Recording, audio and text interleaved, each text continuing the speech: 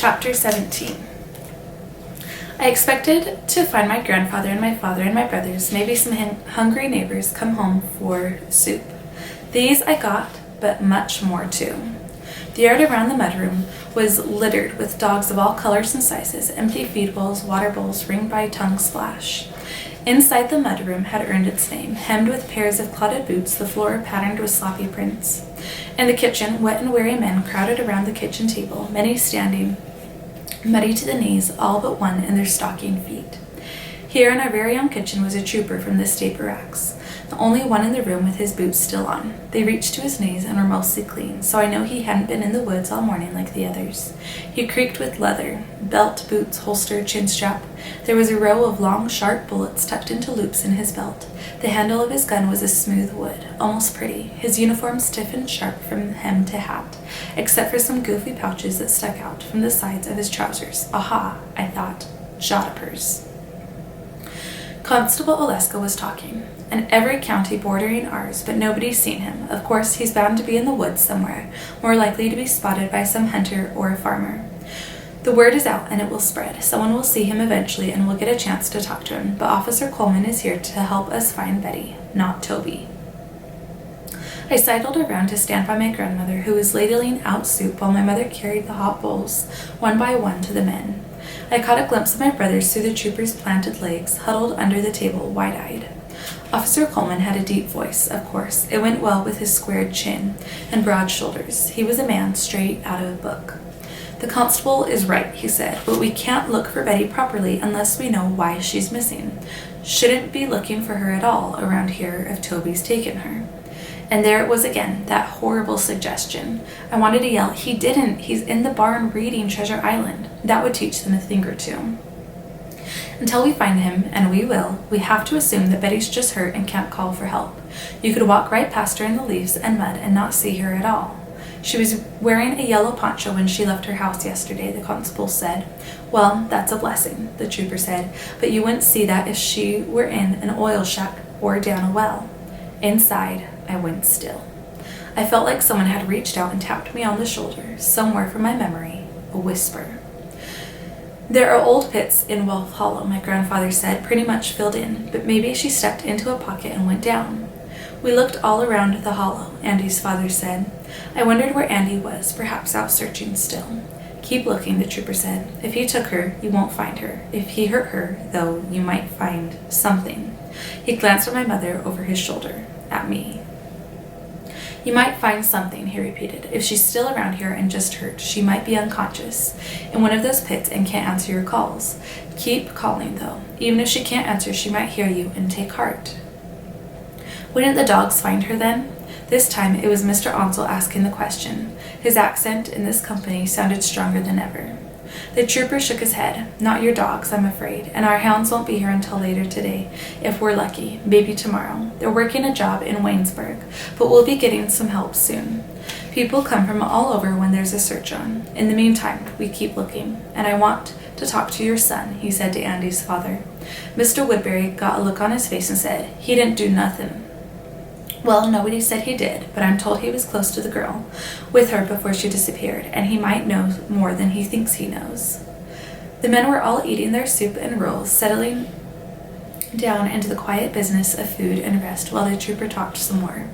Constable Oleska told me about the other troubles you've been having, the girl who lost an eye, at which Mr. Onsell paused, his spoon halfway to his mouth.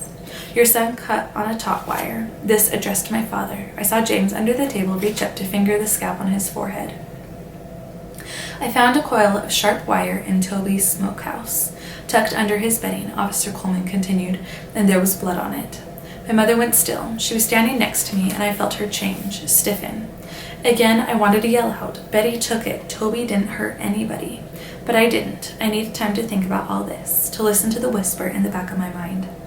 I filled a mug with soup and ate it standing up, slowly, as Toby had, listening to the men talk about where they'd been and what they'd seen, and for the first time I began to wonder in earnest where Betty had gone. Until now, I had spent all my time fighting the suggestion that Toby had done her harm. I'd assumed that Betty was playing another of her stupid games or that she had run off somewhere, but now I began to wonder where she really was and why no one had found her. When the men had their fill, they went back out to continue the search, and this time I really did want to go with them, but I stayed behind to help with the dishes, a chore that always helped my thoughts settle, and hoped I'd hear that whisper again more clearly. Annabelle, if that plate gets any drier, it's going to turn to dust, my grandmother said. I looked down, surprised to see the same plate I'd been drying for quite some time. Sorry, Grandma, I wasn't paying attention. Not to that plate, anyway. She nodded at the rack of steaming dishes waiting their turn. How about you get on with those? She said. She still had a sink full of dishes meant for that rack. I picked up a mug, dried it, picked up another, dried it, and so on, my hands with a mind of their own as I thought and thought and thought about the wire and the trooper and the rest of the mess. When we were done with the dishes, I helped sweep up the dried mud in the kitchen from where the men had been, though the worst of it was in the mudroom. Do what you can, my mother said, but don't scrub anything. It'll just get mucked up again at supper time when they come back. It was so unlike my mother to leave a mess that I realized suddenly how tired she was, too, and how worried. I'm sure they'll find Betty soon enough, I said. She sighed. I expect they will, one way or the other. Again, that suggestion of something worse to come, something everyone else seemed to expect.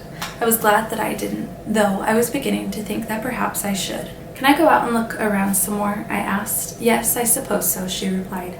I was surprised when you didn't ask to go back out with the rest of them. I tucked my broom into the closet. I'm a little tired, I said, which was the truth, but I would like to go on out for a while. My mother nodded, same as before. Don't go far. Don't get in any trouble. I won't, I said, hoping I meant it. I'll be back soon. Toby was again hiding in the bills when I returned to the loft. I announced myself softly and then stopped short at the sight of him. I climbed down, he said nervously. With everyone inside for lunch, I decided to clean up at the cistern, like you said.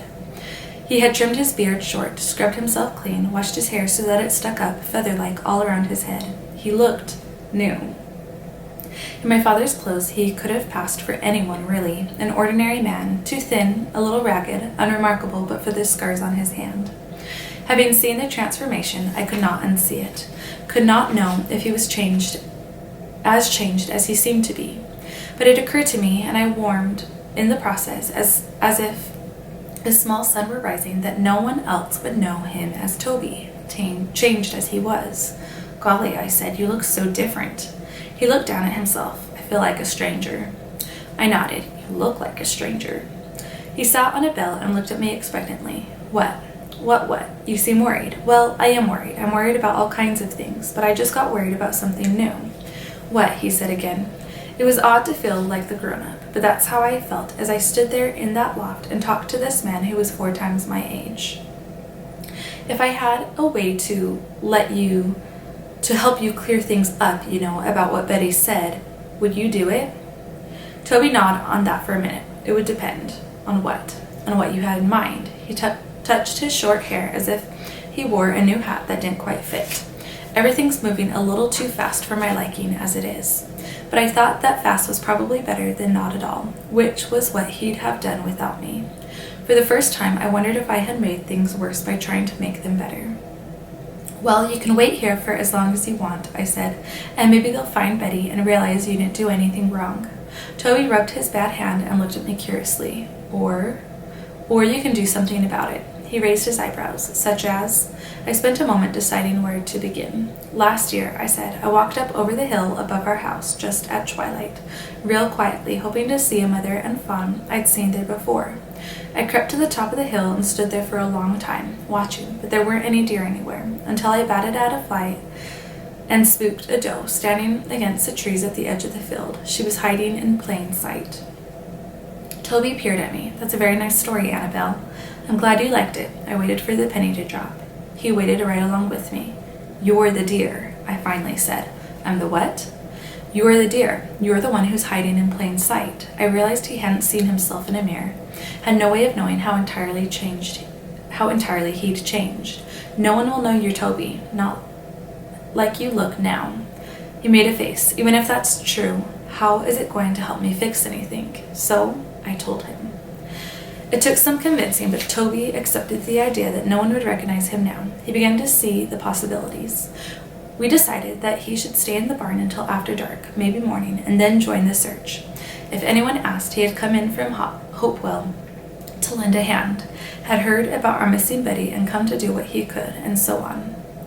This is starting to feel like a game, he said. I don't like it. I don't either. This is all just a big dumb misunderstanding. But you really are the deer, Toby, and all those other men are the hunters. You can't hide forever, and I can't keep this secret for much longer. It's like a stone in my belly. Toby nodded. I know what that feels like. He rubbed his bad hand over his face, seemed startled to find his beard so short. I couldn't help but stare at his scars, so close and terrible. He saw me staring, lowered his hand slowly, and held it out to me. I don't mind, he said.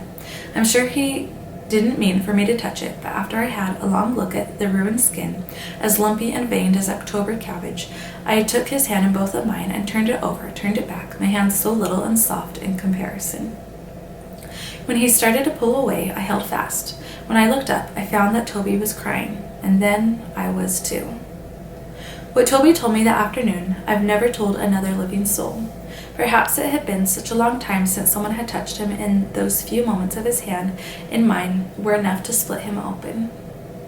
What showed through the breach was so sad that I've never stopped wondering how he survived it. He talked about the war. Not this war now, he said, the other one, the one that was supposed to be the last one. I didn't understand a lot of what he said. Most of the time he wasn't even talking to me, not really, just talking. Sometimes through his hands, pacing, telling a story about the something bad he'd done. He talked about the sound a bullet makes as it pierces a skull, the taste of dirt mixed with blood, the smell of it, how it feels to crouch in a muddy trench that shudders with bomb blast, and wondered if mustard gas is snaking across the ground above, closer each moment. How a man bellows cow-like as he is cut to pieces, how another man whistles like a train. He talked about what it was like to eat grass in a field as if he were a horse, and to sleep in a tree, his gun belt a cinch, and to want to stay there forever, to starve there, his rib cage a home for nesting birds, his bones falling one by one as gravity released them like dead branches. He talked about the soldiers he'd shot, so many, he said, so many. And he talked about a baby, just born, its belly still tethered to the womb, and the mother, too, beyond which he didn't say much that made any sense, if any of it had. I tried to interrupt once or twice, to tell him that he wasn't the terrible person he claimed to be, to promise him that God would understand, but it was as if I were one of the rock doves overhead, cooing in a language that made no sense to him. So I held very still and waited, trying not to hear it at all, hoping even at just 11, almost 12, that I would never have sons of my own.